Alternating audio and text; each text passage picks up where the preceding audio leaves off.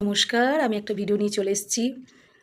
তো এটা খুব গুরুত্বপূর্ণ, যেটা একদম বাস্তব, যা আমাদের জীবনে প্রতিনিয়ত এবং প্রতিদিন ঘটছে এবং আমাদের জীবনে হয়তো ঘটে যাবেও সবসময়। তা এটা খুবই গুরুত্বপূর্ণ, এটা স্কিপ করবেন না। এটা পুরোটা ভিডিওটা শুনুন। ভালো লাগলে কমেন্ট করবেন এবং ফলো করবেন আমার পেজটা। আর সকল বন্ধুদের আমি থ্যাঙ্কস জানাই আমার ভিডিও দেখার জন্য। তো যে বিষয়ে আমি এসেছি সেটা হচ্ছে আত্মত্যাগ। দেখবেন আমরা ভাবি প্রত্যেক মানুষকে আমরা সুখী করব।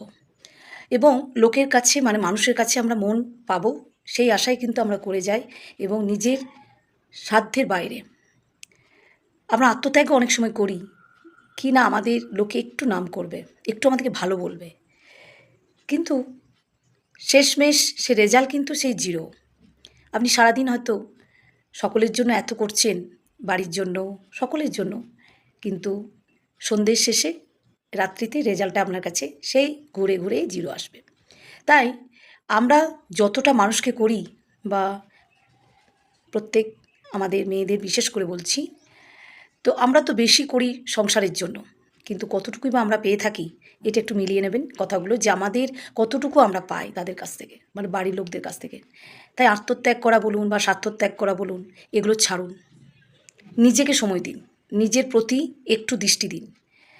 গরুর মতো খেটে বা গাধার মতো খেটে কি না আমি নাম নেব সেই আশায় নিজের জীবনটাকে কোনোভাবেই স্পয়েল করবেন না। জীবনটা কিন্তু আপনার, এটা ভাবতে হবে। আমরা অনেক সময় সেটা না ভেবেই এমন কিছু করে বসি যে যেখানে আমাদের আর শরীর নিচ্ছে না, তা সত্ত্বেও কিন্তু আমরা করে যাচ্ছি। তো এটাই ফ্যাক্ট যে আমরা আত্মত্যাগ বলুন বা স্বার্থত্যাগ যাই বলুন না কেন, শুধু কিন্তু নাম নেবার জন্য কি না আমাদেরকে একটু মানুষ ভালো বলবে, একদম বাজে কথা। নিজেকে দেখুন, নিজেকে চিনুন, নিজেকে বুঝুন আর নিজের প্রতি দৃষ্টি দেন। শরীর, মন সব দিক দিয়ে আপনার কিন্তু ভালো থাকবে।